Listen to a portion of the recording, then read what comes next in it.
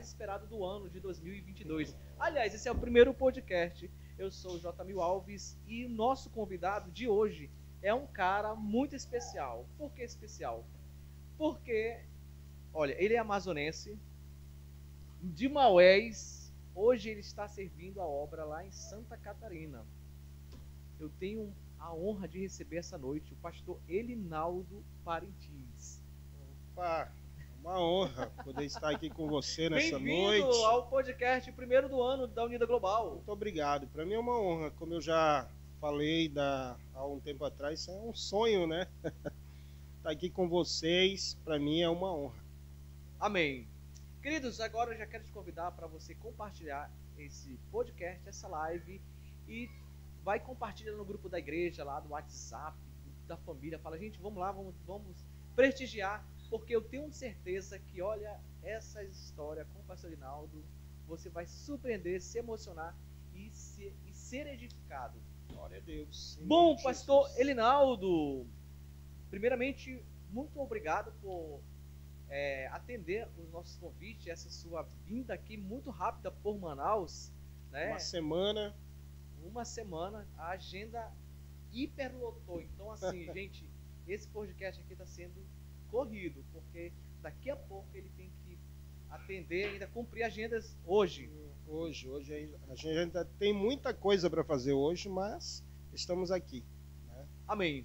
Bom, pastor, então você hoje está em Santa Catarina. Sim. Mas você é do Amazonas. Sou natural do Amazonas, Maués. Né? Maués, terra do Guaraná. Terra do Guaraná, fica a 300 e poucos quilômetros de Manaus. Nasci lá no ano, pode falar a idade, né? Nasci lá no ano de 1978, no mês de junho, né? Mês de Copa do Mundo, como diz o nosso pastor Elcio. Ou de festa junina, né? Ou festa junina, mas vamos falar de Copa do Mundo. Eita Deus! Então, você nasceu em Maués, no meio do Guaranazal. É Guaranazal que se fala?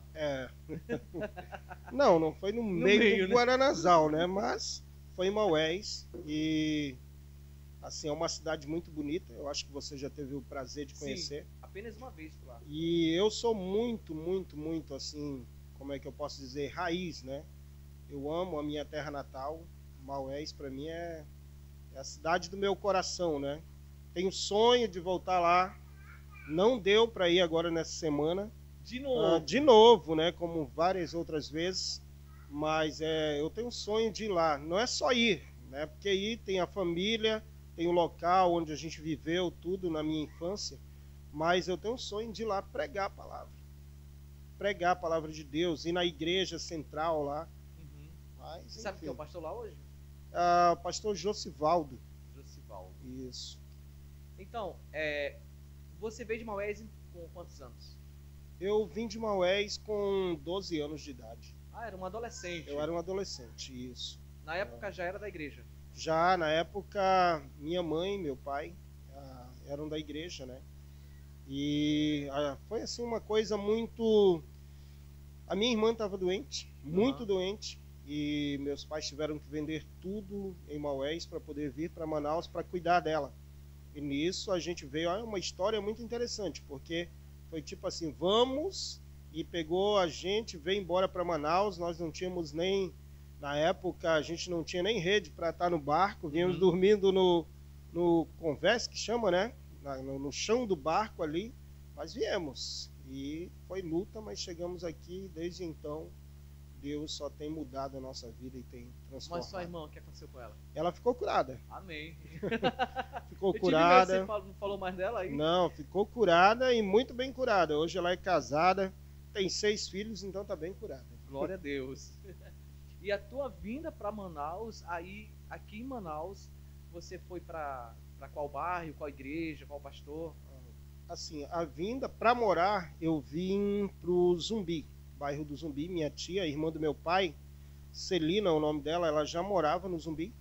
E aí nós viemos para morar no Zumbi e dali nós fomos para o Santo Agostinho. Então, igreja, nós começamos a frequentar a igreja do Lírio do Vale, que era o pastor Luiz Almeida.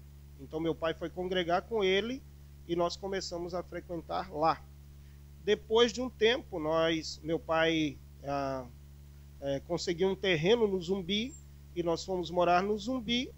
E o meu pai passou a congregar no Armando Mendes, que na época era o pastor Antônio, depois o pastor Paulo Costa, que foi meu pastor. Porém, tem toda uma história por trás disso, Sim. porque nesse período de tempo de Lírio do Vale para Armando Mendes, eu fiquei pelo meio do caminho. Então a igreja ficou meio que longe, né, da minha vida. Assim, Como? eu trabalhava... Você se desviou? Não me Não desviei, quero porque acreditar, eu era pastor. criança, né? Eu era criança, Uma então criança desviada. mais ou menos por aí, porque eu trabalhava e eu ok. morava com as famílias por onde eu trabalhava.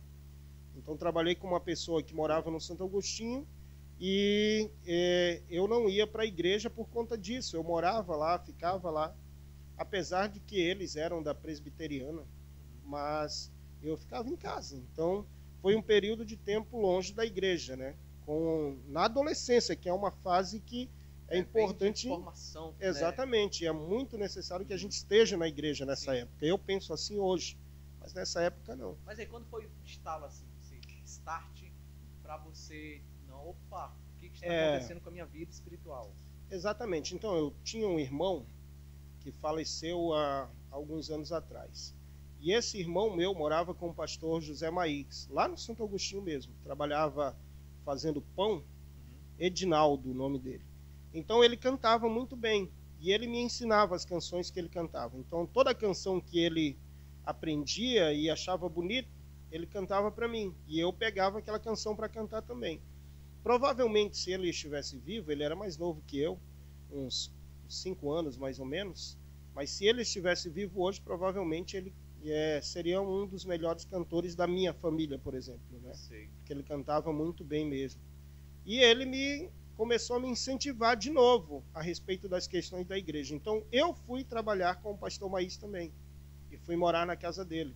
E nesse período difícil que eu falo, inclusive dei muito trabalho para ele, até aproveito aqui para pedir perdão, pastor Maís, né, pelo trabalho que eu dei. Alguma vez na vida? Me deu bronca, quase me deu umas cintadas. Eu era adolescente, né? Poxa, pastor, perdoe. Mas foi uma fase difícil, porém ele foi um dos primeiros nessa fase, né, de pré-adolescência, adolescência para a juventude ali, que me aconselhou a respeito das coisas de Deus, falando sério mesmo, né? E foi quando ele me demitiu, mandou de volta para casa, porque eu morava com ele, né? E mandou de volta para casa, e a partir de então veio esse, né, despertamento que você falou aí. Você fala aí, é para casa lá pro Zumbi ou para Maués? Pro Zumbi. Ah, ok. Pro Zumbi. Fui morar com os meus pais no Zumbi. E ali começou um chamado de volta para a igreja. Então, um esforço, inclusive. E era uma coisa tão difícil, porque estar longe da igreja faz a gente ter vontade de não frequentar mais a igreja. Infelizmente, é assim a vida, né? Então, quando meus pais me levavam para a igreja, eu inventava histórias das mais absurdas, tipo como colocar o pé numa poça de água, para estar com o sapato molhado ali e ter uma desculpa para dizer, não vou entrar porque meu sapato está molhado, e retornar para casa.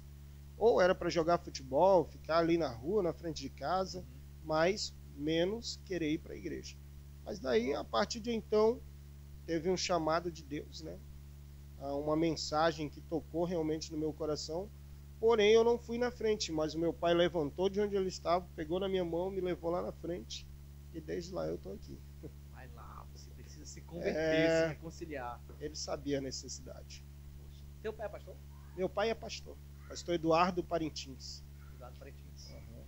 E a tua vida na música começou aí a partir do incentivo do teu irmão, e como você levou isso adiante? Assim, lá em Maués, né, tem um senhor lá, que é senhor, porque naquela época ele era um jovem, chamado Natanael, mais ou menos, e ele fazia certos festivais ali na cidade e botava crianças para cantar, num trio elétrico, num show de comício, umas coisas assim. E eu era uma dessas crianças que, às vezes, quando estava por ali, ele chamava, eu me oferecia. Cantava essas musiquinhas daí da vida, né? Então a música... Não. Cantiga de roda? Tipo Nega do Cabelo Duro. Eita Deus! São músicas, né? Quando criança a gente cantava. Mas a música, falando de música, né? Começou assim, já estava no coração. E veio essa questão do meu irmão. E quando eu fui para o Armando Mendes, que foi lá que eu me converti, e eu fui cantar um louvor, uma vez me deram uma oportunidade, e a partir dali eu vi que eu levava jeito para a coisa, né? Eu acho que eu consigo cantar. E a partir dali eu fui desenvolvendo um interesse maior pela música. Então a música foi entrando aos poucos, assim, não só na vida como um todo, mas no coração, porque eu acredito assim, para fazer qualquer coisa na vida, né, e já que nós estamos falando de música, você tem que gostar do que faz, tem que amar o que faz. E hoje eu posso dizer que eu amo a música. Então, aos poucos, ela foi me dominando, né? Eu cantava no trabalho, cantava no banheiro, como muita gente por aí, né? Cantava em qualquer lugar. Várias vezes mandaram eu calar a boca, menino, para de cantar. Então, a música foi dominando. E hoje, até hoje. Mas a tua família tem músicos na família? A minha família é uma família de músicos, mais assim, primos, né? Meus primos que moram em Maués, moram em Manaus, tem primos espalhados aí por todo lugar. A família em geral, primo de primeiro, segundo, terceiro grau, sei lá, né? Tios, são músicos, cantam. Meu pai, segundo o relato, meu pai cantava na mocidade dele, era ele que era o cantor da igreja e tudo mais. E meus irmãos também tocam. Então a minha família é voltada para a questão da música. Amém. Aí você começou a desenvolver esse ministério musical e você fez parte do distrito, das secções. Sim. Quando eu comecei em Manaus, teve uma época em Manaus que tinha os corais, né? Quando a gente ia para a convenção, tinha aquele coral de jovens, muitas vozes e tal. Comecei por ali, participando como parte do coral. Depois veio a oportunidade, acredito, a minha primeira oportunidade no distrito, né, como música, assim, para cantar, foi na época em que o pastor Edino Zonta era presidente de jovens, e a esposa dele, a Emanuele, né, Antigo, hein? Sim, a gente ensaiava juntos, né, o Heron, e foi a minha primeira oportunidade, né, que eles me deram. E a partir dali comecei a cantar no distrito, cantei em algumas bandas, Ministério de Louvor, né, Atos, o MEA, antes de se tornar o MEA, quem cantava era eu, antes de viajar para Santa Catarina, enfim. A partir de então eu vim só galgando algumas coisas aí. E o teu chamado com a pregação? Você era um músico pregador ou você só cantava e aí... Porque agora você é pastor, você prega. Agora eu prego. Como foi que começou esse chamado aí? Olha, esse chamado... Esse lado do pregador. Esse lado nunca foi a minha... Eu nunca dominei isso, né? Na minha juventude, quando eu entrei na igreja. Meu pai é um grande pregador. Várias vezes, quando eu fui nos lugares, as pessoas diziam assim, seu pai é muito eloquente, prega muito bem. Então, a minha referência de pregador naquela época era meu pai. E a primeira vez que me deram a oportunidade para pregar, eu lembro, nunca esqueci o tema, sobre Ana. Eu fui pregar a respeito de Ana. E quando eu comecei a pregar, comecei a falar muito bem. Quando eu vi meu pai entrar na igreja, né, que ele veio só para ver eu pregar ali, lá no Armando Mendes. Quando ele entrou na igreja, o microfone caiu da minha mão, só para ter uma ideia, né, de tão nervoso que eu fiquei. Então eu não dominava mesmo essa área, eu tinha muito nervosismo, né? Eu era muito nervoso e eu acho que nunca mais me deram a oportunidade para pregar depois desse fiasco. Porém, bom, na igreja local ali onde eu vim pregar novamente, foi ali no Tancredo, quando eu passei a congregar com o pastor Elcio Linhares. Em que ano? Se você começou em 98, 97, 98 eu comecei a congregar ali. E mais para pregar só depois que eu fui para a escola bíblica, já tempo depois, no ano 2000, 2001, 2002, por aí. A primeira mensagem foi até a prova do IBA, né? E eu tive o privilégio de pregar na minha igreja local. Até que me saí bem. depois preguei no IBA e depois disso, na preparação para viajar para fora, eu preguei na igreja do pastor, esqueci o nome dele, ele é policial, é líder da secção, inclusive aqui de uma secção. Pastor Ribeiro? Pastor Ribeiro, preguei na igreja dele, preguei em algumas outras igrejas e ali começou, mas para valer mesmo, só quando eu ingressei no ministério lá em Santa Catarina. Tá, e como foi o teu chamado pastoral? Porque você já cantava, até aí tudo tranquilo. Sim. E aí, como foi que aconteceu? Te convidaram? Você se candidatou? Você se prontificou? Então, posso voltar um pouquinho para a música?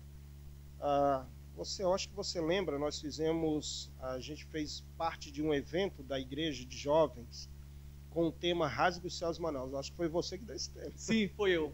Meu Deus do céu. E em 2005. Eu acho que alguém lembrou desse evento esses dias, que foi lá na Bola da Suframa. Bola da Suframa. Eu lembro, olha.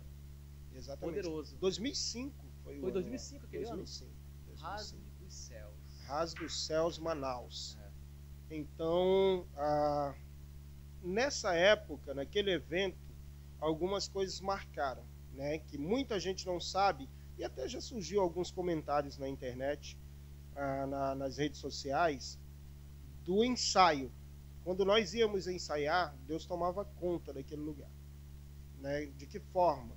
No ensaio, nós éramos tomados pelo Espírito de Deus. Assim, Deus derramava do seu Espírito. Era uma entrega muito grande. Você lembra, você fazia parte da direção daquilo ali, que foi realmente um evento onde todo mundo se dedicou para aquilo, né? Eu lembro. De qualquer parte ali, tanto da parte da música, da organização, todos tiveram uma entrega total. Até então, os jovens, né, que estavam no coral participando. Os jovens que estavam no coral, as igrejas que foram envolvidas, né, que cada igreja ou secção tinha que levar o seu grupo e, enfim, uniformizado, diferente, né? Uniformizados. Deus abençoou. Enfim, aquelas coisas começaram a me chamar a atenção. E no dia do evento, né, pregação, louvor, tudo, eu olhava para aquela situação e eu pensava, eu tenho que fazer algo mais. Eu preciso entregar minha vida para algo mais aqui. E ali já tinha uma espécie de despertamento de Deus para esse sentido. Tanto é que no ano seguinte eu fui chamado para o ministério. Então, quando o pastor Janderson, que está lá em Santa Catarina, ele viajou para lá, ele fez um convite para mim, né? Mas falou com o nosso pastor, o pastor Elcio, se eu não podia ajudar na obra lá, era para pastorear uma congregação da igreja onde ele pastoreava. Lá chamava Zanelato, hoje o nome é Serraria lá, está o pastor Carlos Júnior nesse lugar, inclusive. E ele me convidou, e o pastor Elcio prontamente atendeu. Porém, algo aconteceu. Num culto de domingo ali na nossa igreja, no Tancredo, quando eu terminei de cantar, o pastor Elcio sentou do meu lado e ele falou no meu ouvido assim, está preparado para ir para a obra? E eu não sabia de nada, né? Eu falei, tô preparado. Ele disse, está preparado para ir para Moçambique? E eu olhei sério para ele assim, né? Moçambique? E ele disse, Moçambique. A irmã Tereza me ligou e falou que você precisa se preparar para ir para Moçambique. Pode perguntar essa história para ele, ele vai lembrar. E eu falei, como assim, pastor? Você tem que ficar 1 ano se preparando para isso. Isso era no início de 2006.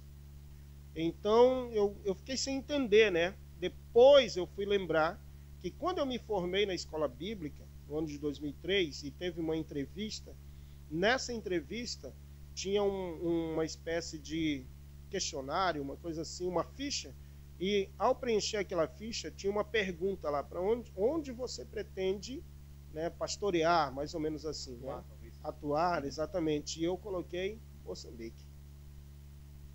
Aconteceu, eu fui chamado para isso, né? Mas durante esse processo de 1 ano que eu teria que ficar, isso era em janeiro de 2006. Alguns meses depois, quando nós fomos falar com o pastor Beni, veio essa proposta do pastor Janderson. Porém, inclusive, nosso saudoso pastor Beni, ele falou que se eu quisesse ficar no Brasil, eu podia também ficar no Brasil. E ele colocou ali alguns lugares, como São Paulo, por exemplo. Se eu quisesse ir para São Paulo, ele mandava para São Paulo. E eu falei para ele, ó, se for no Brasil, tem uma proposta para Santa Catarina. Você quer ir para Santa Catarina? Ele perguntou. Eu falei, quero. Lá é um amigo meu que está lá, o pastor Janderson. E ali começou todo esse processo, né? Em 2006, março de 2006 veio firmou esse compromisso. E dia 2 de abril de 2006, eu viajei e cheguei em Santa Catarina. Glória a Deus. Processo, E né? aí, tem uma nova fase aí, Santa Catarina. Santa Catarina. Você chegou lá, uma igreja estruturada, músicos. Não tinha nada disso, assim, né? Tinha em outras cidades, como São Bento, Joinville, tinha músicos e tinha igreja, tinha membros. Lá na nossa IPUB São José, quando eu cheguei lá, é uma igreja grande, construída por um americano, o pastor John Green, foi quem construiu essa igreja. Aí o templo é enorme, ele mede num total de 40 metros, vamos dizer assim. A parte interna dele tem 27 metros por quase 12 de largura, que é o nosso templo, onde, né, tem plataforma, o salão da igreja, tudo. Porém, tinha pouquíssimas pessoas. Nós tínhamos lá uma família firme e mais uma senhora que é muito famosa, que a gente fala muito dela por aí, né? Inclusive aqui falam dela. Irmã Nilda, que é uma bênção. Ela é uma bênção até hoje. Já está bem velhinha, com perto dos seus 90 anos, ou um pouco mais que 90, eu não sei ao certo a idade dela. Mas ela tem mais de 50 anos que serve a Deus. É uma bênção ela. E ela era lá da nossa igreja. E ela e a família do obreiro Eric, a sua esposa e seus filhos, eram os membros lá, né? Fora eu, minha esposa e meus 2 filhos que fomos. Então, não tinha músico, não tinha muitos membros, eram só esses membros, né, que nós tínhamos, mas ali começou um chamado, um ministério, né, uma vida ministerial. Não só minha, né, diga-se de passagem, minha e da minha família, minha esposa, meus filhos. Você chegou, tinha quantos membros, mais ou menos assim? No total? Adultos, 3. 3 membros adultos? 3 membros adultos e nós tínhamos 5 crianças. 5 crianças. Crianças, Contando mas... com teus filhos? Não, aí 7 com os meus 2 filhos. Numa igreja, você falou aí a extensão? 40 metros de comprimento. Uau. Então, quase ninguém. Ninguém, quase praticamente. Ninguém. Proporcional, tinha, enfim, era um pontinho preto Eita no meio Deus. do nada. Mas não te frustrava um pouco assim? Não causava um incômodo? Tipo assim, porque você saiu de uma igreja, você saiu do Tancredo Neves. Tancredo Neves, uma igreja que sempre estava cheia. Sempre, né? Até hoje você vê que... Amém. Várias pessoas. E aí, de repente, você se sentiu assim. Você sentiu só algum momento assim? Bom, como é que eu posso explicar isso, né? Frustração, sim. Mas não frustração no sentido de ministério, né? Mas no sentido de convivência. Por exemplo, a gente aqui no Amazonas, eu estou essa semana aqui, tem sido uma bênção para mim. Né? Já relatei isso para várias pessoas, que é uma das melhores coisas que me aconteceu nesse ano ter vindo para cá. Glória a Deus. Né? Por onde eu fui, onde eu passei, onde eu contei as experiências, né, sobre a obra de Deus. Isso é bom. Então a frustração era tipo assim, ó, a igreja, quando nós estávamos lá no domingo, eu sempre conto isso, eu tinha o costume de fechar os olhos para cantar, a igreja tinha poucas pessoas, e quando eu abri os olhos, a igreja estava cheia. Várias vezes eu fiz isso lá em Santa Catarina. E toda vez que eu abri os olhos, eram só nós, não tinha ninguém. Né? E foram anos que nós tivemos poucas pessoas ali na igreja. Né? Alguns anos nós ficamos com quase sempre o mesmo número de membros. Ganhamos algumas pessoas depois. E talvez por ser um lugar que um bairro que fica na margem da BR, que dá acesso a Rio Grande do Sul, dá acesso a Curitiba, no Paraná, né? São Paulo, enfim, é uma BR. Ali as pessoas ficam um tempo, depois vão embora. Ficam um tempo e depois vão embora. No início era assim. A gente até ganhava algumas pessoas, mas daqui a pouco elas saíam da igreja, iam embora. Então nós vivemos muito tempo. A frustração era essa, de sempre estar lembrando do povo que a gente convivia antes. Teve algum momento nesse período em que, tipo assim, você pensou em voltar? Teve. A gente, se eu falar que não, é mentira, né? É hipocrisia até. Porque várias vezes passou na mente assim, o que eu estou fazendo aqui? Né? Por que eu saí de lá? Onde foi que eu me meti? Porque assim, para mim, e eu acredito que para muitos, o ministério é uma grande responsabilidade. Se você assume essa responsabilidade, você tem que dar conta dela. Claro. Né? Então, ela envolve pessoas, e nem sempre lidar com pessoas é do jeito que a gente quer. Né? Às vezes a gente quer que uma pessoa seja da forma como nós pensamos, mas a gente não consegue isso. Né? A gente tem que trabalhar junto com essa pessoa, a mente dela, o caráter, se for necessário, Sim. qualquer coisa, para que ela se torne uma pessoa melhor. Mas dificilmente ela vai ser da forma como nós queremos. E o ministério é assim, moldar as pessoas de acordo com a vontade de Deus. Né? Na época que você foi, teus filhos, quais era a idade deles? O menor tinha 5 anos de idade, aliás, o mais velho tinha 5 anos de idade, Uhum. e a mais nova tinha 3 anos de idade. Eles sentiram alguma diferença? Ou não sofreram nada Sim. culturalmente? Até o clima também? O clima lá é bem diferente, né? Uhum. Tipo, eu digo sempre lá como no sul, no sudeste, em vários lugares do Brasil, as 4 estações funcionam realmente. Para nós aqui, literalmente só funciona 2, né? Que é o clima equatorial. Exatamente, só tem inverno e verão aqui para nós. Então, e o inverno é chuva na maioria das vezes, dificilmente tem um friozinho aqui ou ali, mas lá tem outono, né? Inverno, verão, primavera e verão, né? Vem primeiro o verão. Mas funciona as 4 estações. E no inverno realmente é frio. Eles questionavam por que você estava ali, ou tipo assim, pai, vamos voltar para casa, o que estamos fazendo aqui? Nessa questão de pedir para voltar, não era deles, era mais meu, né? Uhum. A questão era minha e da minha esposa. A gente era adulto, sabia o que a gente estava passando. A Leila, que é a minha esposa, ela deixou a família dela todinha para trás. Eu também deixei a minha. Porém, eu acredito que até por ser homem, eu não era tão ligado com a família. Já a Leila não. Ela era muito ligada à família dela. Então, para ela, era mais dolorido essa parte. Quando ela pensava na família, com certeza, passava na mente dela voltar. Vamos voltar, né? A gente tem que ir lá. A minha mãe, e a história dela é uma história muito interessante, porque a mãe dela, que para muitos que conhecem, a irmã Marlene, a irmã Marlene, quando nós viajamos, ela já estava doente. Sim. E ela foi agravando essa doença, né? E então a Leila foi sabendo que a mãe dela estava muito doente, mas ela abraçou essa causa comigo. E a mãe dela agravou a enfermidade e veio a falecer. Então, quando a mãe dela estava doente, ela ficou de viajar, que era para ver a mãe antes da mãe falecer. Sim. Não conseguimos mandar ela antes. Então a mãe dela ela só conseguiu vir ver a mãe quando a mãe já havia morrido. Então eu fiquei muito preocupado, porque eu imaginava, quando ela voltar, ela vai dizer que não quer ficar aqui. E se ela disser que não quer ficar aqui, eu amo a minha esposa. Então eu vou aceitar a decisão dela e vou voltar com ela. Eu já estava determinado a isso. Só que foi totalmente diferente. Quando ela chegou, eu fiz a pergunta, né? Acalmei ela, que tinha acabado de enterrar a mãe, e conversei com ela e essa pergunta eu fiz para ela. E agora?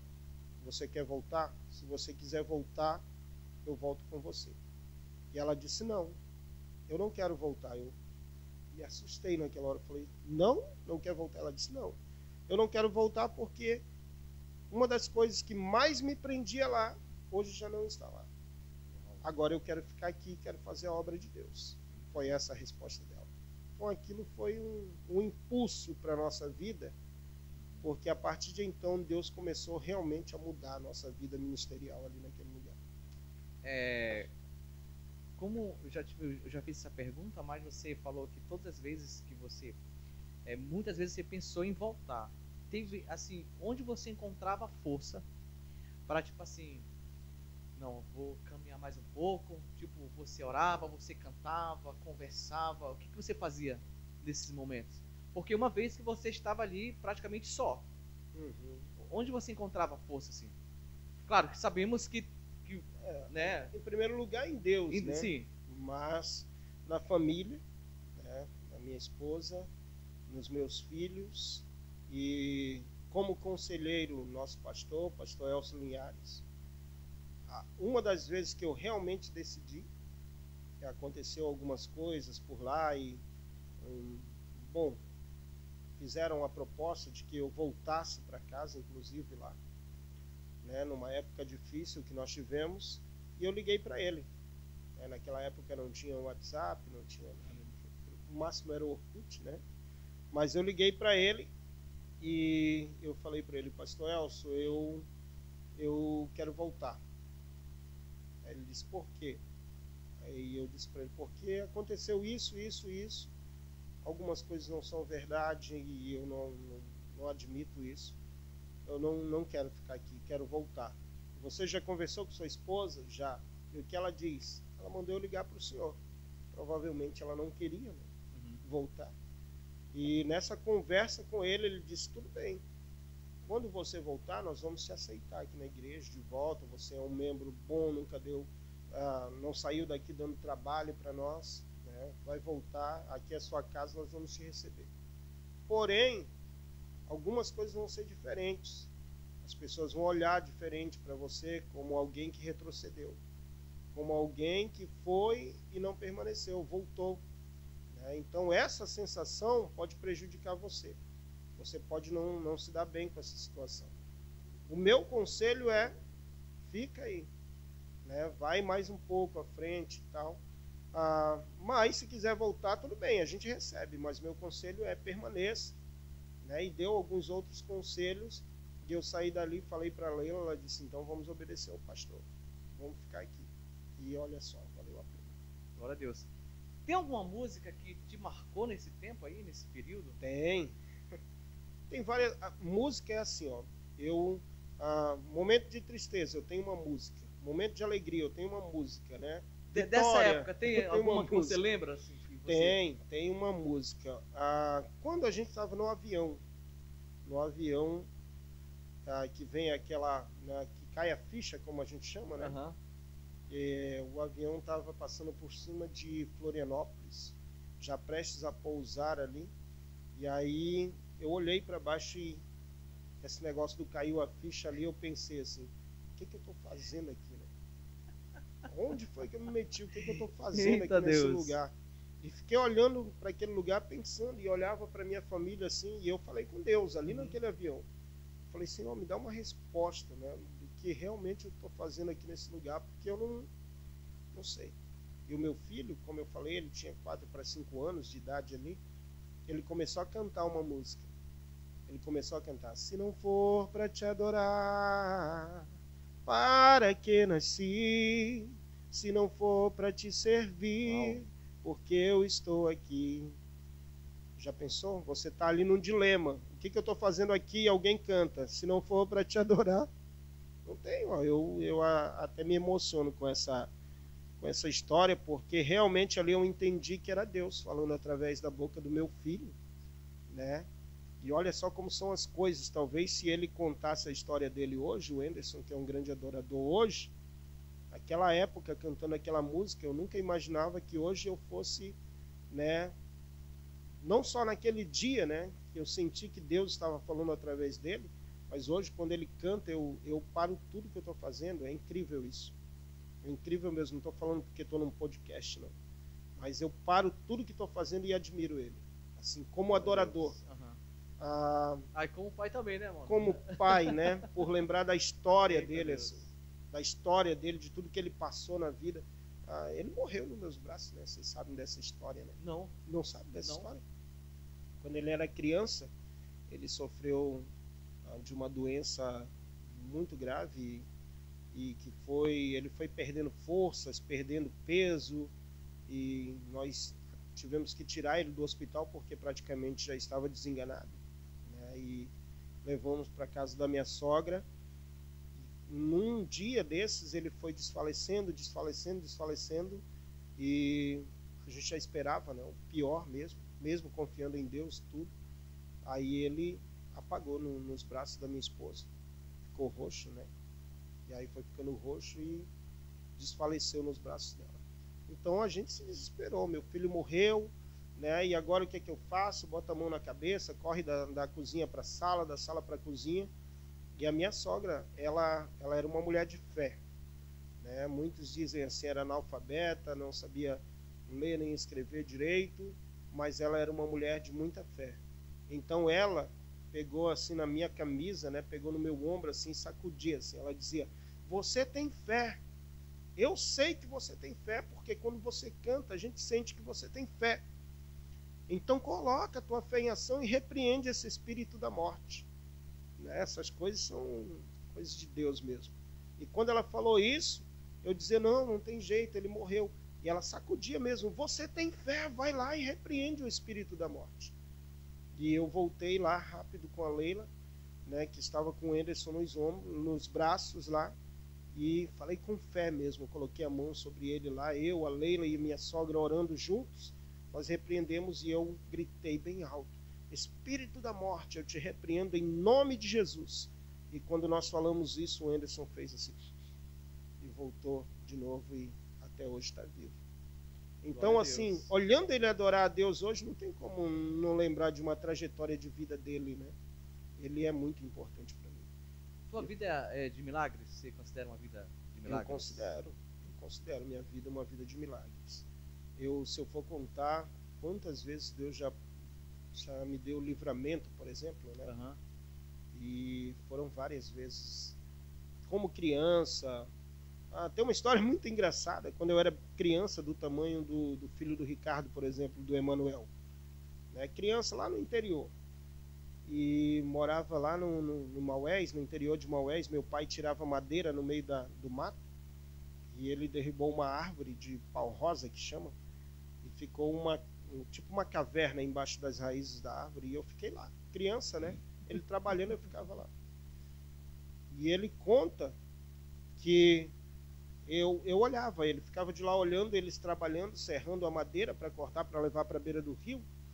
E numa dessas que eu estou lá olhando, eu vejo meu pai correndo, pula, pega uma espingarda, que ele sempre estava do lado dele, e corre para o meu lado. Os cachorros saem latindo, desesperado. Eu nunca tinha visto meu pai tão desesperado assim. Correu e beleza. Eu, como criança, fiquei só lá, né? Não sabia o que dizer, não sabia o que fazer, não vi nada, não sabia de nada. Depois de um tempo, eu fui compreender, eles contando a história, que o meu pai conta que quando ele serrava aquela madeira, e veio algo que disse assim para ele: "Olha para o lado", né? Tipo assim, aquele, né? E ele olhou, uma onça estava em cima do local onde eu estava, tipo querendo achar jeito para descer para onde eu estava. Eu não vi. Talvez se eu tivesse visto, tinha dado um berro lá, né, como criança, mas a onça queria me abocanhar ali. Meu Deus do céu. Ia virar um filezinho de onça. Isso e ela de só criança. pega na cabeça, né? Assim. Pronto, já tinha ido embora. Mas isso eu conto hoje como livramento. Sim. Porque Deus tem planos, né, na nossa vida. Eu acredito assim. Deus tem planos. Então, várias outras coisas que aconteceram, mas vamos aqui para a fase já adulta. Uhum. Casado aí, de acidente de carro lá em Santa Catarina. Eu lembro desse acidente. O que aconteceu de fato? Eu sempre trabalhei com construção civil também. Uhum. E lá em Santa Catarina a gente estava construindo um viaduto, e vários lá que a gente ajudou a fazer. E numa manhã, foi uma coisa assim, eu acordei, o pneu do carro estava furado. Eu falei: "Nossa, tá furado o pneu do carro, tem que trocar." Fui lá, peguei o step, ele era muito careca. Né? O pneu do carro estava muito careca mesmo. Então, quando eu coloquei aquele pneu, meu pensamento era: tem que chegar numa borracharia. A empresa que eu trabalhava tinha borracharia, né? A gente não precisava pagar para consertar o pneu. Então eu pensei: eu vou chegar na borracharia da empresa, vou consertar o pneu e pronto, resolve a situação. Só que estava lá, fala garoando, estava chuviscando, né? e nós fomos com muito cuidado. É BR-101 lá o nome da BR, e tem a máxima lá de 100, 110, e eu estava a uns 80 por hora.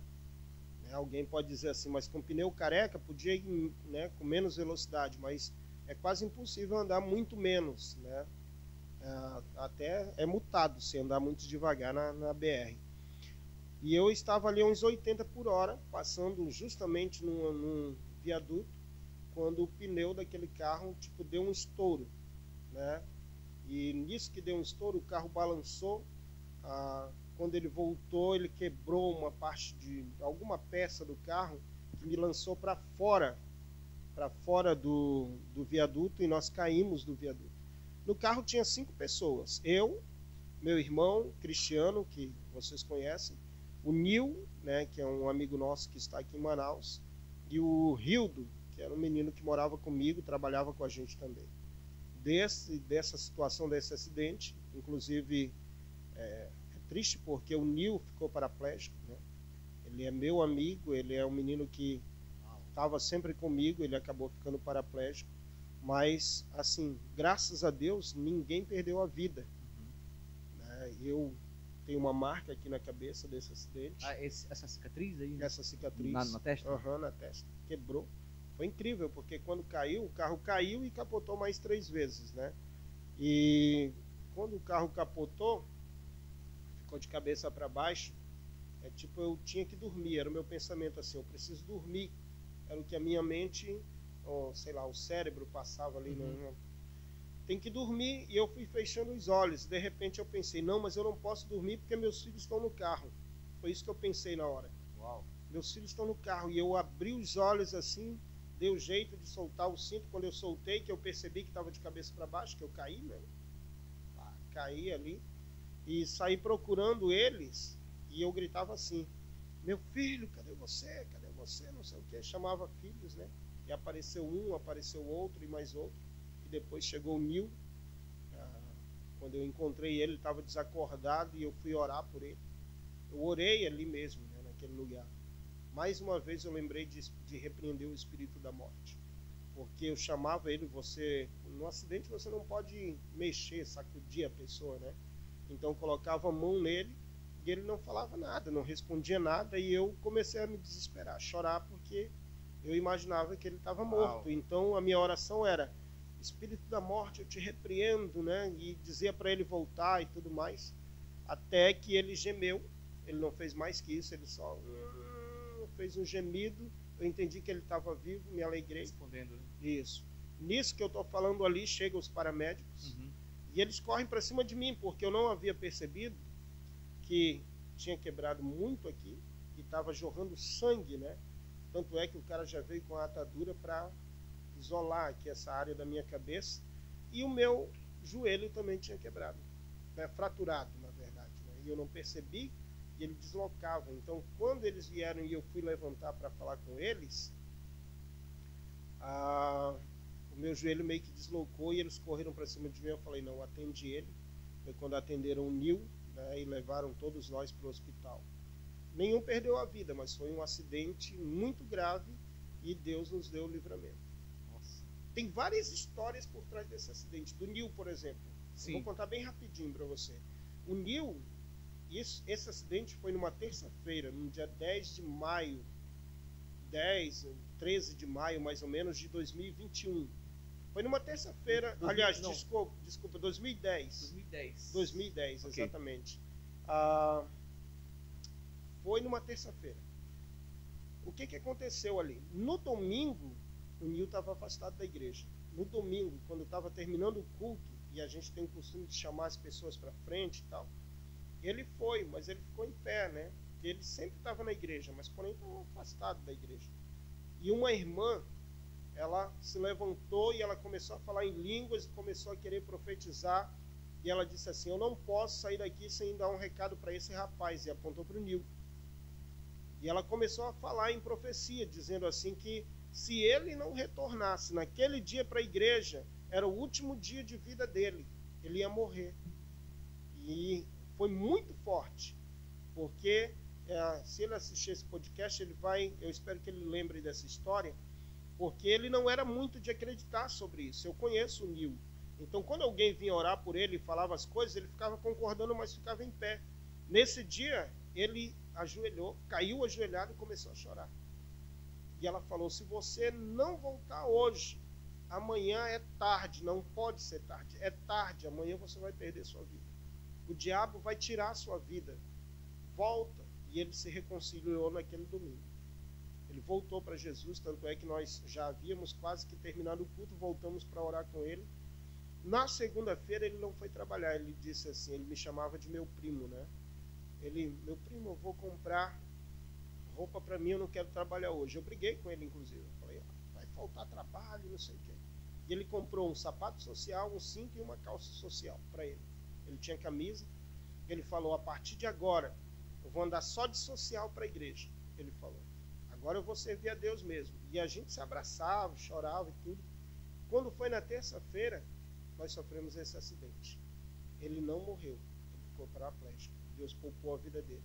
Então eu acredito que se ele não se reconciliasse, Sim. ele tinha perdido a vida. Mas hoje, você já visitou ele? Já, agora, por exemplo, ele está viajando, está em Maués, ele mora em Maués, né? Uhum. Mas eu já vim outras vezes aqui, sempre falo com ele. Hoje eu conversei com ele, né? Pelo Messenger, a gente sempre se fala. Ele é um menino muito bom, né? Eu gostaria de ter ele lá em Santa Catarina, eu sei que é difícil, mas se eu pudesse levar ele para lá com a gente, eu levaria ele, porque ele é um menino muito abençoado. Ele sabe que ele é um milagre. E outra coisa, ele acredita que ele vai voltar a andar novamente, né? Amém. Eu creio que ele pode voltar a andar. É muita história. Muita história sobre isso. Eita Depois Deus. sofremos outro acidente, né? Outro acidente? Outro acidente, exatamente. Que coisa, né? Os acidentes sempre estavam ali presentes ali. Tinha uma inauguração de uma igreja num bairro lá em Florianópolis chamado Coloca mais Monte próximo. Serrar. Isso. Monte Serrar, o nome do bairro que tem lá em Florianópolis. Ele é um morro, fica perto do Morro da Cruz, e é onde ficam as torres de televisão e tal. E lá tinha a inauguração de uma igreja, justamente lá nesse morro, né, no Monte Serrar. E eu tinha uma van na época, e essa van, o que eu fiz? Peguei e enchi de irmãos para levar para esse morro. E nós íamos subindo, beleza. Era a mesma van que eu levava algumas pessoas para o trabalho, né? Então, era uma van que estava boa, aparentemente estava ótima. Mas nesse dia, estava na capacidade dela máxima, estava lotada, cheia a van, e eu fui subindo com ela, subindo esse morro, e na minha frente tinha um pastor Nestor, que inclusive faleceu ano passado, se não me engano. E o pastor Nestor estava na minha frente, num carro, num Voyage preto que ele tinha.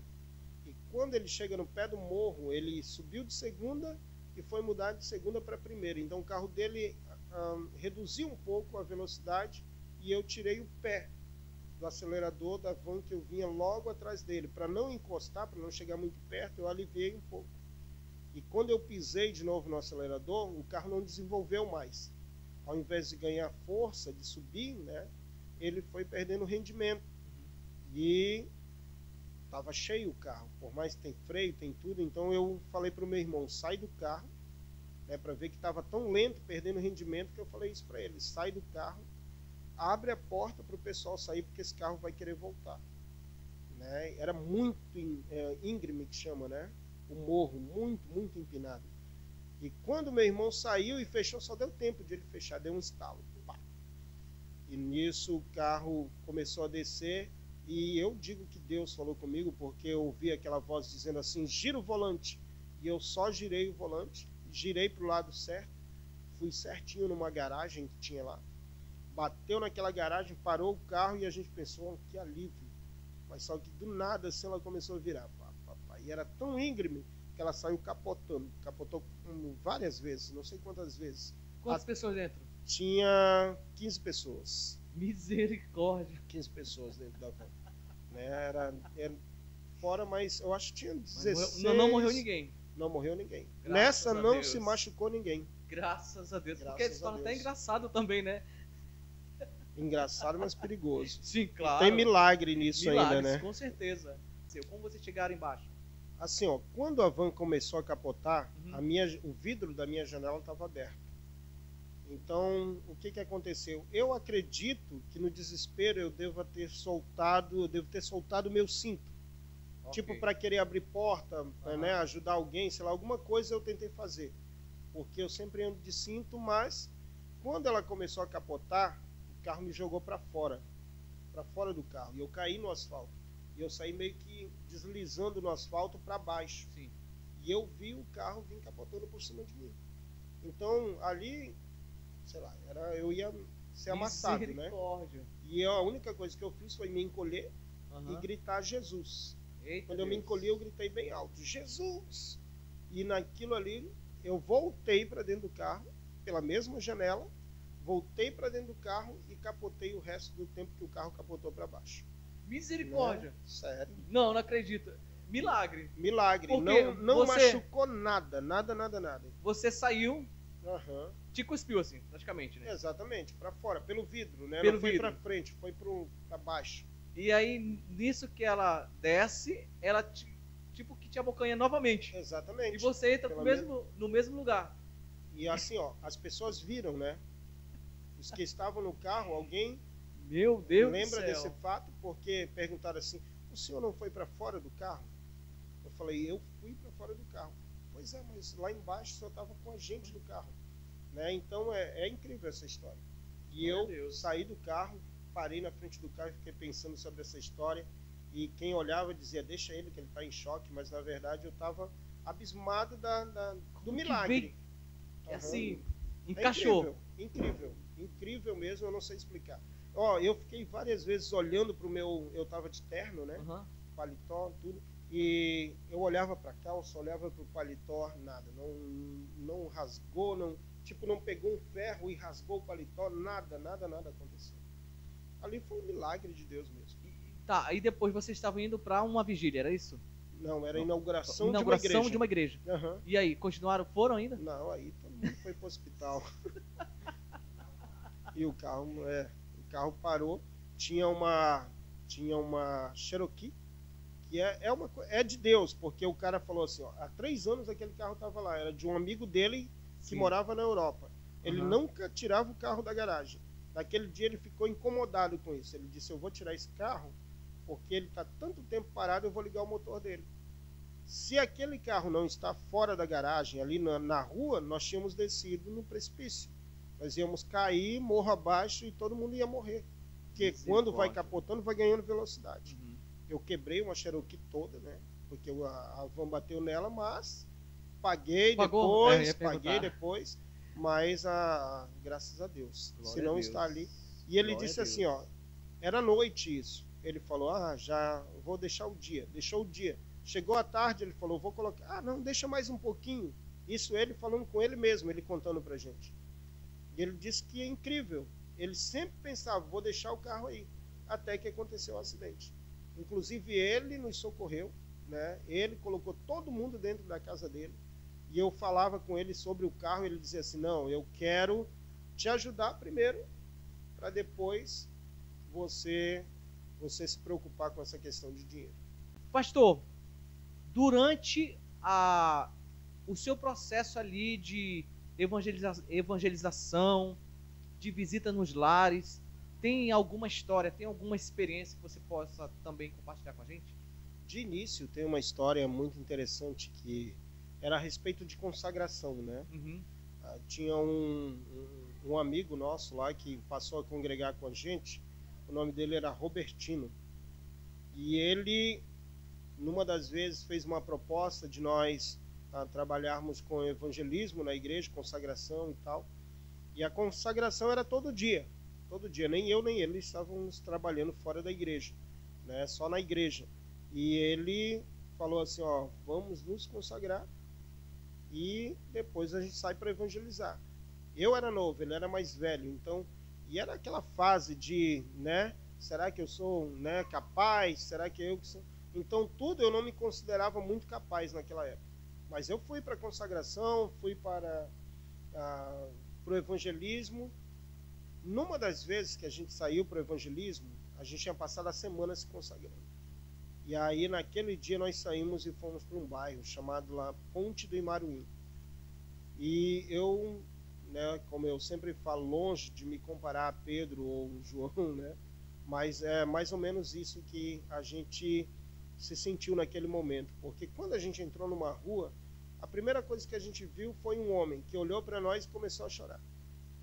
Ele começou a chorar e começou a chorar. Eu sabia que vocês vinham, eu sabia que vocês vinham. E ajoelhou na nossa frente e começou a chorar, né? E quando a gente se aproximou dele, ele estava com problema. Inclusive a mulher dele veio correndo para perto dele e pegou no ombro dele. E o irmão começou a orar por eles, né? Interceder pela vida deles. Ele olhou, interessante, ele olhou e falou assim: não, eu quero que o pastor ore por mim. E naquele momento eu estava pensando assim, o irmão é mais experiente, deixa ele ir na frente, né? Eu nunca tinha vivido aquilo assim na pele, né? Então eu falei, deixa o irmão ir. E eu me afastei um pouquinho, mas aquele homem parou e falou assim, não, eu quero que o pastor ore por mim. Aquilo ali foi um impulso, que daí eu me aproximei, orei por ele, orei pela esposa dele. E quando a gente seguiu, lá na frente, gritou assim, não! Mas calma aí, você não conversou com ele o que ele estava passando, porque ele estava Sim, chorando? a situação deles era questão matrimonial, eles estavam brigando, estavam prestes a se separar, né? E eles tinham problemas familiares ali. E a gente orou pela reconciliação deles e houve a reconciliação deles, ali na rua mesmo, né? Ela pegou, abraçou ele, os dois choraram juntos ali no meio da rua com a gente. É que assim, esse episódio, né? Assim, de resultados, todos tiveram resultado positivo no final. E foram várias coisas que se sucederam nesse dia, nesse evangelismo. Então foi uma coisa muito incrível que aconteceu com a gente. Ele te falou porque, assim, que ele sabia o que ele estava acontecendo, ele estava orando para vocês chegarem lá? Não. Porque ele falou que sabia que vocês Então, iriam estar ali? ele saiu correndo na rua, né? Ele disse que quando houve essa situação da esposa dele, eu acredito, ele não me disse essa parte não. Eu não sei se ele estava orando, se estava buscando alguém, mas o que ele disse é que ele saiu correndo na rua. Acredito que em busca de um socorro, Uma solução. Numa solução para a situação, para o problema que ele estava enfrentando. Uhum. Não sei se estavam, né, em confusão entre os dois, se iam brigar, se iam discutir no meio da rua, porque logo em seguida ela veio. Mas quando nós íamos andando, ele ajoelhou e começou a chorar. E ela realmente chegou, ela não chegou alegre perto dele, ela chegou nervosa. E quando a gente colocou a mão próximo na cabeça dele, e colocamos a mão no ombro dela, aí ela começou também a chorar. Quebrantou o coração dela. O resultado final ali foi a reconciliação deles. Né? Tipo, ela abraçou ele, perdoaram-se, né? A gente orou por eles, foram na casa, a gente pegou nome, tudo, né, para levar na igreja e tudo mais. Mas houve essa situação ali. O que me chamou a atenção foi o fato de ele correr até nós, pedindo oração, e nós orávamos por ele ali.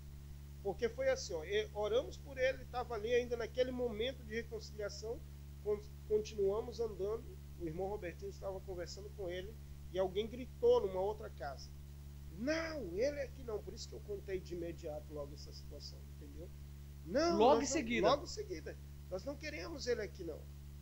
E aí, eu não quero, né? Falou, você não quer ele aqui não. E eu fui para perto daquela, né? E fui andando para perto daquela porta lá. E é claro, a gente já sabia que era um espírito maligno. Então o que eu fiz? Já de imediato, né? Impulsionado pela palavra daquele homem que disse assim, quero que o pastor ore por mim. Ali eu senti assim, ó, agora, se Deus realmente está no negócio, agora não tem para onde correr não. É comigo também. Então eu já fui repreendendo de fora, assim. Em nome de Jesus, quando eu falei isso, caiu algo lá para dentro da casa. No chão assim, o cara abriu a porta, o cara falou, o que está acontecendo? Eu falei, quem foi que caiu aí? Né? E era a esposa dele que tinha caído endemoniada, do rapaz. E ele falou que estava numa situação, inclusive ele diz que ela veio a ficar assim daquele jeito, quando ele abriu a Bíblia para ler, eles não eram crentes. Ele disse que abriu num Salmo 73, se não me engano, que ele falou. Faz tempo isso aí. Mas ele ia ler aquele Salmo, né, e deixar aberto o dia inteiro a Bíblia na casa dele, naquele Salmo, ele falou. E a mulher dele, do nada, começou a ficar meio revoltada com a situação. E foi quando ele disse que ela gritou lá: eu não quero ele aqui! E olhou assim, para o rumo da rua, né, por dentro da casa. E eu vim de lá e repreendi aquela situação. Então aquela mulher foi liberta. Lá a gente orou por eles também os convidou para ir para a igreja. E aquele evangelismo foi um dos marcantes assim, na minha vida, como ministro de Deus, né? Então, hoje, não sei como que a gente pode contar essa história, mas hoje, o ministério, eu acredito, né? O meu ministério, ele é baseado, como você perguntou lá atrás, ele é baseado em milagres, né? Muitos milagres. Não só na minha vida particular, na minha vida pessoal, vida familiar, como também com as pessoas com quem eu tenho convivido. E Deus tem provado que Ele está presente nesse trabalho, nessa obra. E aí nós temos visto curas, milagres, maravilhas na vida de muitas pessoas. Glória a Deus. No ministério você tem algum cargo ministerial, assim, aliás, da diretoria? Assim, lá hoje eu sou secretário distrital, né, do distrito de Santa Catarina, e sou presbítero da secção 4, que é a secção da Grande Florianópolis. Uhum. Pastor, eu sei que tem muita história, a gente já compartilhou algumas, né? A gente fez uma viagem ontem e deu um tempinho pra gente conversar algumas coisas, né? Tem assim algum momento de toda essa trajetória, que, tanto ministerial quanto família, que você sempre traz e essa lembrança te motiva a você prosseguir? Sim, algumas situações da nossa vida ministerial lá, né? Mas eu acredito que o que mais me impulsiona assim é ver a minha família envolvida. A família, para mim, ela é marcante. Tem muitas outras coisas na nossa vida, como eu falei, naquela hora eu disse, tem música para tudo na minha vida, né? Cada coisa eu tenho uma música. Inclusive... Você sempre coloca assim, quando está passando por um problema, tem aí... Eu tenho uma música. Eu procuro uma música que... De relaxar a alma ali. Tipo, enquanto tiver aquela situação, aquela música faz parte. Tá, no momento que você está vendo agora, nesse período aí que você está em Manaus, quase mais ou menos uma semana, que música você estaria para esse momento? Como é aquela lá que o Ricardo coloca lá do Thales, né? Não sei o que lá, eu vivo de milagres, né? É mais ou menos isso. Tá. Eu sei qual é. Essa música aí fica na minha mente direto. Eu pensava que era a música que o Manuel estava cantando. Ah, sim, tem essa daí, nesse período de despedida, né? Então tem essa, e essa daí tá na mente o tempo todo. Olha, quase eu falo ela. Ô, saudade. Cada filho meu tem uma música, eu canto uma música para eles, você sabia? É mesmo?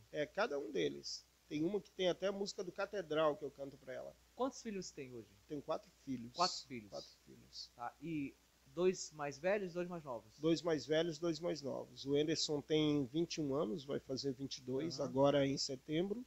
Qual a música dele? A música dele é uma música Você é Real. Da Jamile. Exatamente. Eu já te amava e nem te conhecia. E tem uma razão pra isso também, né? O amor é assim. Sim, porque era o sonho, né, de ser pai pela primeira vez. E essa frase aí que eu cantei agora é que marca mesmo. Sim. Eu já te amava e nem te conhecia. O amor é assim, né? E eu, como todo pai, eu acho, ia lá na barriga da minha esposa e conversava com ele, brincava com ele, né? Chorava, ria, enfim, era... E essa música era uma das que eu cantava. Sempre canto pra ele. Inveja disso. Tá chegando. Tá chegando, logo, logo. Logo, logo. Aí vem a Esther. Tem quantos anos hoje? A Esther tem 19 anos 19 hoje. E a música dela? É do Catedral, né? A música dela é a música do Catedral que eu canto. Pra minha filha poder brincar. É uma música marcante. Deixa eu lembrar aqui o nome dessa música. Porque isso é só a conclusão da música, no finalzinho, né? Isso, é a música. Quando o verão chegar, eu quero ser mais forte do que eu sou. Meu Deus um mundo bem melhor para minha filha. Eu canto essa música. Agora ela já está moça, se for cantar ela fica meio envergonhada, mas ela sabe que essa música é. E aí vem o Léo, né? O Léo. Qual a música do Léo? A música do Léo era uma música de criança que a gente cantava, né? Daquela do... vou esquecer a música do Léo agora, ele vai ficar bravo, mas que fala assim sobre pisa na cova e tal, fala aleluia. É um hino que ele cantava muito quando ele era criança. É que o Léo é assim, ele é... Na família tem aquele mais alegre, aquele mais amoroso, tem aquele que é mais fechado, mais sério. O Léo é o mais sério da família, né? Então a lembrança melhor que eu tento passar para ele é de quando ele era criança. Hoje, se pedir para o Léo cantar, ele não gosta muito de cantar, mas em casa a melhor voz é a dele, né? A alegria está no coração de quem já conhece a Jesus. Essa é a música dele. Ele cantava quando era criança. Posso né? pisar Isso que eu estava falando. Saltar as muralhas, aleluia. Exatamente. Aí vem a mais nova. A mais nova, que é o Xodózinho, né? E ela, a música dela é Lindo, lindo, lindo és. E já é uma música atual também, é uma música atual e é uma música que, assim, ela ama essa música. Uau. E por que eu digo que é a música dela, né? Assim, que eu gosto de cantar e eu lembro dela. Porque a Letícia ama, ela dorme comigo, por exemplo, quando eu estou em casa, né? Quando a gente se descuida, quando pensa que não, tem aquele negocinho entrando por debaixo da coberta e a gente vai, quem é? É a Letícia, tá lá junto, né? Eu e a Leila e ela entra lá. Mas quando é cantar, que hoje o Anderson é adorador, a Letícia faz de tudo para cantar com ele. Ela é fã dele, vamos dizer assim, né? E essa é uma das músicas que ela gosta de cantar com ele. Então, quando eu falo assim, isso, cada filho tem uma música, se alguém disser, canta uma música para Letícia, eu vou cantar essa, né? Que é uma música que marca assim, a vida, a história dela. E, claro, não pode deixar a esposa de fora, né? Quem disse que o amor pode acabar? Então, essa é da esposa. E a sua música qual é?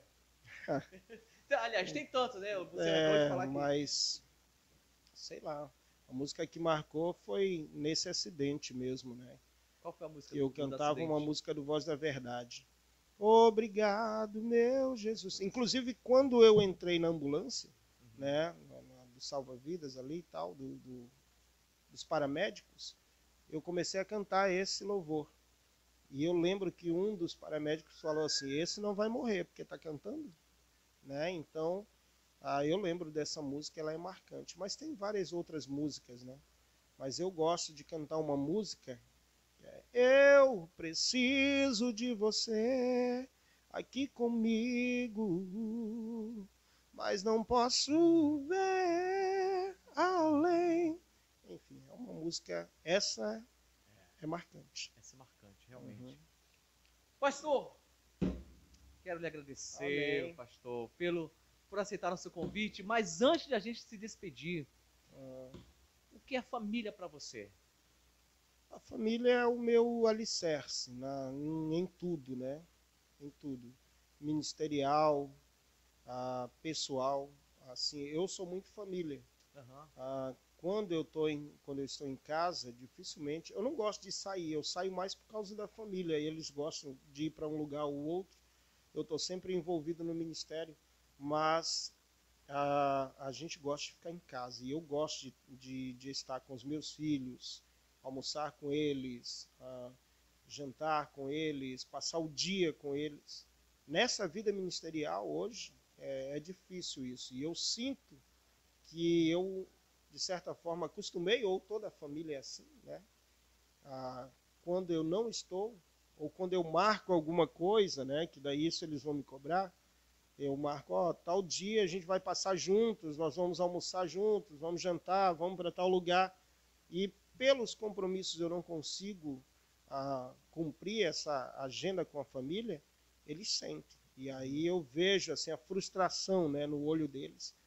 A minha família é tudo para mim. Ver a minha família, principalmente envolvida na obra de Deus. Hoje a minha esposa... Eu falei isso para ela. Você hoje é mais querida do que eu aqui na igreja. É sério, os irmãos gostam hoje mais dela do que eu, do que de mim. Né? É incrível. Amém, assim, glória a Deus. O envolvimento dela assim, na igreja, na obra. Quando eu falo isso, alguém pode dizer assim, mas isso não é o dever dela. Mas para quem conheceu a Leila antes e conhece hoje o envolvimento da Leila na igreja, vai entender o que eu estou falando. Hoje a Leila, ela é realmente, né, 100% uma mulher de Deus. Glória a Deus. Eu louvo a Deus pela vida dela. E o Anderson, como eu falei, é compositor, é levita, faz parte do DT6, né, que é o Ministério de Louvor da igreja. E é outra coisa, eu viajei para cá, aí o Léo aceitou ir cantar lá na igreja. Ele de um lado, a Letícia do outro, cantando no culto de adolescentes. E distante de você? Distante de mim. Não viu a estreia deles? Não, quando chegar lá a gente conversa.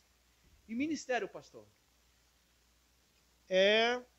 Para mim é compromisso e responsabilidade, né? Essas duas coisas, o ministério representa isso para mim. Eu amo o que eu faço, assim, eu amo mesmo, amo pregar, amo cantar, amo pastorear hoje, né? Eu tomo muitas pessoas como exemplo disso, assim, mas eu tenho a minha trajetória como ministro e é tudo baseado no companheirismo, na amizade, no amor pelas almas. Eu sou capaz de chorar, né, quando estou orando pela vida de alguém, sem ter medo, sem ter receio de nada, assim, porque tem gente que não gosta de chorar, né? Pois eu choro. Se eu tiver que orar por uma família, se eu tiver que ajudar uma família a se reconciliar, por exemplo, eu estou lá, junto. Eu tomo aquela causa para mim, assim, porque não é uma coisa profissional. Tem gente que diz assim, não tem que ter envolvimento profissional. Eu não concordo com isso em relação ao ministério. No ministério nós temos que estar envolvidos, porque isso representa o amor que a gente tem pela alma, né? Pela pessoa, pelas pessoas que a gente ganha. E isso tem sido bom, porque Deus tem trazido crescimento para a obra de Deus lá na nossa igreja, né? Eu tenho uma trajetória ministerial, todo mundo começa como obreiro, pastor aspirante, pastor ordenado, né? Aí eu já fui líder de jovens distrital, já fiz parte da diretoria nacional dos jovens da nossa igreja aqui no Brasil. E para mim tudo isso é honra, né, que Deus me deu através desse trabalho ministerial. Ou seja, o compromisso e a responsabilidade com o ministério me levaram a alcançar esses patamares ou marcos da minha vida, né? Então, uma outra coisa sobre ministério, né, que eu vejo que quando Deus tem uma frase, eu acho que diz que... Eu ia acabar de dizer para você falar uma frase que marcou na sua vida. Uma frase que marcou na minha vida, eu ia falar da canção do meu filho, mas eu gosto daquela que a quem muito é dado, né, muito é exigido também. Sim. Então, eu abraço isso, né? Eu reconheço que no ministério a gente tem que realmente abraçar essa causa. Se Deus colocou em nossas mãos, Ele vê capacidade em nós. Então, o mínimo que a gente pode fazer é assumir aquela situação com responsabilidade e compromisso. Gera resultados. Glória a Deus, verdade. Pastor, um livro aí que você pode compartilhar com a gente, por quê? Um livro que eu posso compartilhar com vocês? Bom, eu tenho alguns livros, né? Um livro que não é evangélico, mas que marca a minha história é O Monge e o Executivo. Marca por conta justamente dessa questão de aperfeiçoamento ministerial. Fala sobre poder e autoridade, né? E liderança. E liderança, sim, exatamente. A liderança, o conceito de liderança que ele passa nesse livro é fenomenal, é importante demais. Então marca a minha história.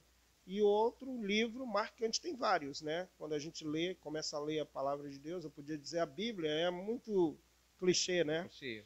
Mas óbvio, porque é um livro que a gente está no topo da nossa lista. Esse aí está lá, a gente tem que ler todos os dias.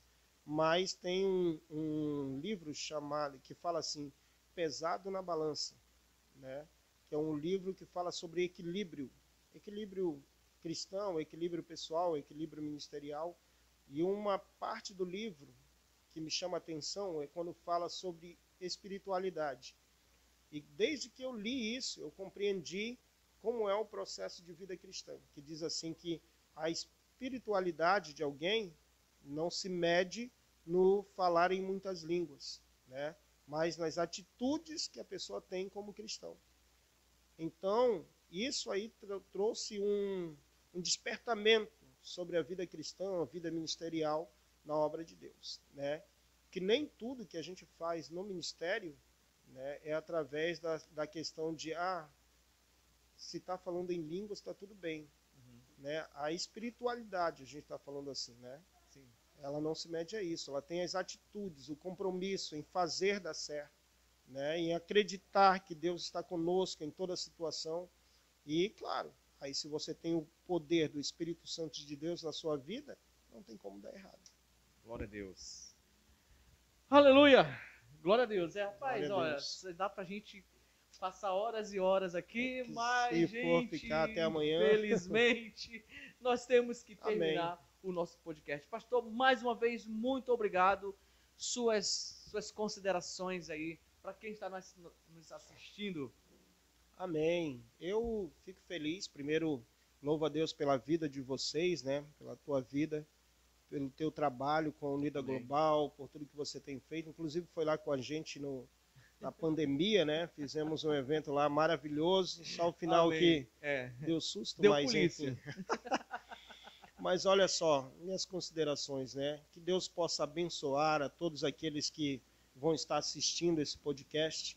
Eu espero que tudo aquilo que a gente trouxe aqui como experiência de vida ministerial, vida pessoal, vida familiar, sirva de exemplo para você também e que todos, amém, através disso possam ser abençoados. Um forte abraço para o meu distrito lá, Santa Catarina, nosso presidente distrital, toda a nossa diretoria e ministros lá, e principalmente para minha família, né, para os meus filhos e minha esposa. Amém. A gente tem um presente para o senhor aqui. Oh, glória! Oh, glória! Eu não sei se eu trouxe também.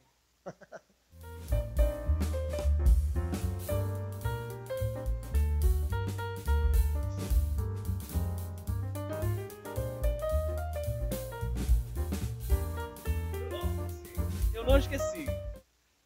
Bom, é o nosso bottle oficial. Opa! Aqui está o seu. Pronto. Muito bom. Vamos colocar, porque aí a gente vai finalizar com o nosso bottle. Deixa eu ver se eu acerto colocar aqui. Eu já coloquei aqui. Acho que é só estrepar aqui, né? Bom, enquanto ele põe o bottom, queridos, olha só, nós temos nossa página esse ano, tá? unidaglobal.com. Você vai lá, tem algumas atualizações.